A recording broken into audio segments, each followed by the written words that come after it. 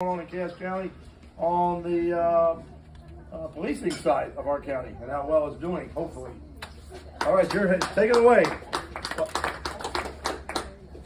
You know, kudos to Jerry Lynn for the article here. I'm always a little fearful when I see her with a gun. We've got a rule around the office. You can't have one in the office because that was one of the things when I hired her was, well, do I get to carry a gun? Definitely not. Thank you for having me here today. I didn't know I was speaking, but okay. I'd also like to point out my son was just in the newspaper. And I'm going to say this because I've been in the newspaper a lot, been on TV a lot and that. And typically, when I'm on TV or in the newspaper, it's not a good thing, right? Something's happened bad, and they want to talk to the sheriff.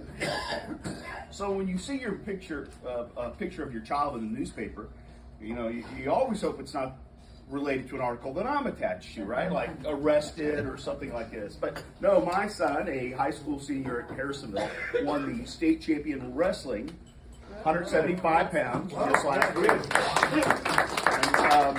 I've taken the opportunity to tell everybody that, only so that I can embarrass him every opportunity that I get, because that's what 17-year-olds want, right? Well, thank you for having me here today. I don't have anything specific to speak about. A couple things I'd like to touch on, though. North Annex. You see the billboard that's up now on the container. We got some lighting on it. We're still about a year and a half out on that. As a matter of fact, we are scheduled to meet. Houston and I were just talking. I'm scheduled to meet with the county commission today. I'll give you a little bit of update on where we're at there. That lot, when we bought it, 7.6 acres, was never intended to be just a building for county offices. It's large enough to have some off lots. We've had some hotels reach out about some of that. I think there's been some talk about maybe a gas station, like a Quick Trip or something there. None of that's even close to being in a planning part, but what we will do is take those front two lots and look at selling those back to recoup some money. Imagine, if you will, that the old Belton Inn did not have a lot of people say, you know, we want to put a building right in front of this, right? We want to put a gas station right here. That didn't occur. But a sheriff's office, you know, county government building, yeah, you have a lot more interest. We've also been in conversations with Hope Haven, the only battered women shelter in the county. It's currently down in Harrisonville and has been for the last almost 30 years. It's a great resource. It really is. A lot of really good people work really hard to make that work. But that building was built about 30 years ago. It's a small house and they've run out of room. I don't know what they do, but they do a really good job with the limited resources. They're looking to build a new facility. And we're in conversations with them. What a better place to put it than tucked in behind the sheriff's office. We afford them a little bit of protection. We have these families that are trying to get out of abusive relationships. We're looking at that. And then we're looking at what our needs will be, not only today, and when I say our, I mean the county, whether it be the need to go register to vote. Why would you have to drive all the way to Harrisonville? You might not need to anymore. You might be able to do it online. But drive all the way to Harrisonville to use county resources. We want to provide any county resource that the North would need at that building, and a sheriff's office annex, a small area for us to house staff that works in this part of the county. We have other things that we'd like to see there. How about a large enough room for us to hold an election, a vote? During COVID, a lot of the churches that the election authority uses for elections said, you know, we don't want a bunch of people coming here. It got really hard.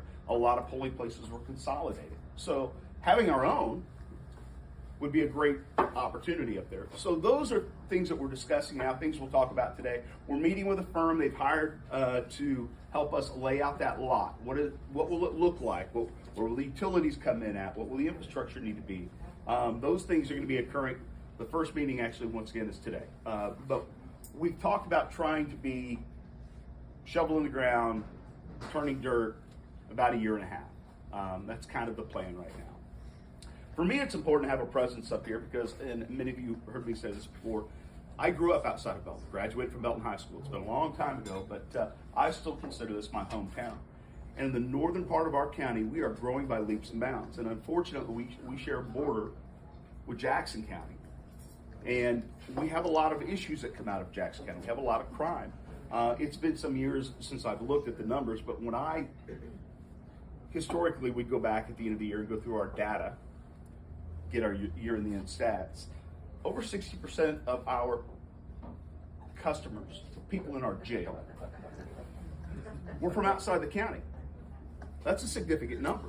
Those are resources that people from outside this county are taking away from us. The need to police them, provide a law enforcement presence. Is it hard to video me with me running around? No, I'm fine. A moving target's really hard to hit, so I have a tendency. I'm hitting you. That's not what Jerry Lynn says. She says simple. Hit the moving target. Yeah. So with all this growth, with an influx of crime coming in from Jackson County, they do things a little bit differently up there. We see the need of establishing a good law enforcement presence in this part of the county to supplement the good departments that we have in Raymore and Felton. And that's what our annex will do, and bring, once again, additional resources to residents of the area at that location. Any questions about that? Anything you want to know about that? There won't be a jail in it. Somebody asked me, oh, are you going to build a jail? No, we have a jail. As a matter of fact, we finally, when we moved into the Justice Center in September of 2003, the building was built with 20 years of expansion. Guess what? 2023. We just finished out the last 2 cell blocks in the jail that were big areas that were all concrete, walls, ceilings, dirt floors, no cells in them. But we finally reached a point where we have need for those. COVID had a lot of change in what we do in the criminal justice system with how inmates are held. It added some complications with bond and people being released pre-sentencing, pre-judgment. So we've had a couple of years where things needed to even back out. We finally got there. We have need for that space. COVID was a really difficult thing to deal with in the jail. We have a very captive audience, and we put them in a very close proximity. I have to commend my staff for the protocols and the things that we've done to mitigate those issues inside of a jail. They've done a really good job with that, but we've just now got back to a point where we feel like we're even again. We're back pre-COVID with the way we do things. And opening up those 2 cell blocks is, matter of fact, it's slated to happen this week. Had a few things to check off that punch list, a little bit of paint here. Apparently there were a couple of bolts missing here and there. We kind of think that's important, make sure the jail's completely together before we open it back up. But we're really close on that. That's about it. I don't want to take up too much of your time. Questions about any of it? Anybody but Ed? How about staffing? How are you doing? We need people. 2 years ago, the county commission was in a position where, with taxes coming in the way they allowed me to have more funding. And funding is what I need for people. Over 80% of what we spend annually in our budget goes to our people. We provide a service. Up until that point, we've been really good. That year, we added 20 positions to the office. Getting that many people on at one time has been difficult. We lose about 6 people through attrition every year, retirements, moving, whatever it might be. And at one point, we were really good. For every 6 we lose, we gain 6. But when you bring 20 into the fold, we've struggled. We've hit a problem that everybody else had been experiencing, and that is finding people that want to do this job, finding people that want to work to begin with, but then want to work in this career field. We've done a lot of different things to try and adjust for that.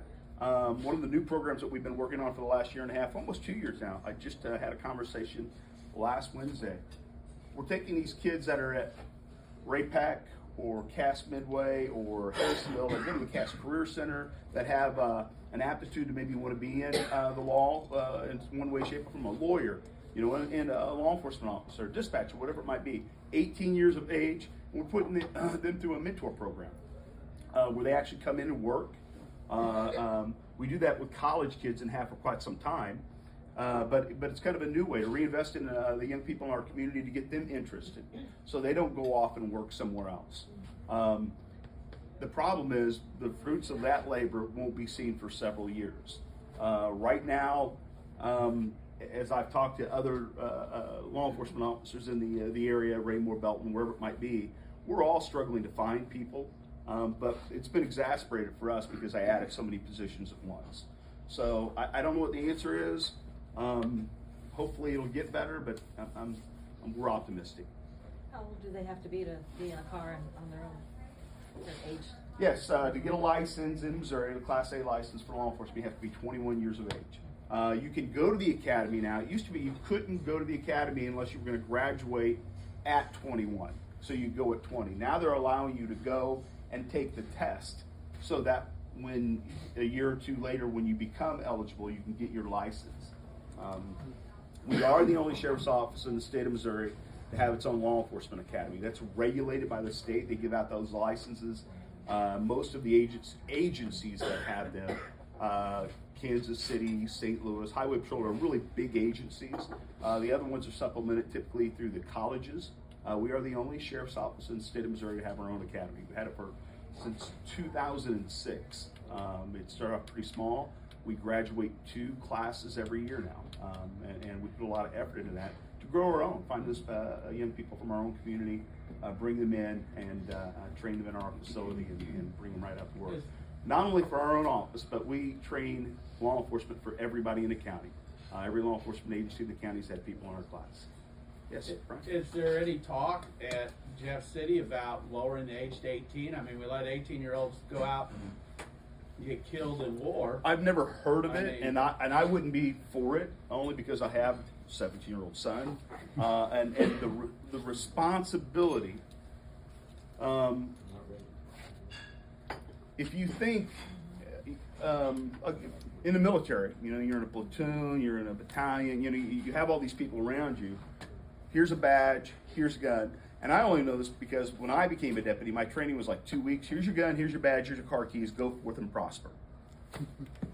There's nobody out here in the middle of the night when you're dealing with something to go, what do you think we should do here? How? And the job has become so much more complicated. So we look at these young people that come out even at 21 and say, man, they're just kids. What are we doing? And it scares the heck out of me sending them out to do that. We wouldn't be advocates for that.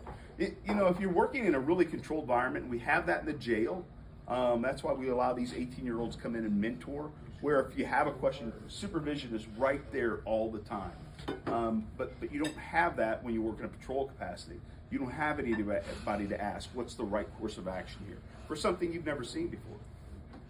How about the Citizens Academy? How about it? We're in the middle of one right now. We've been doing it for, 12, 13, 14 years. One night a week, Wednesday night, once a week for 8 weeks. Give you kind of a peek behind the curtain. I know a few of you have been in the class. Great program.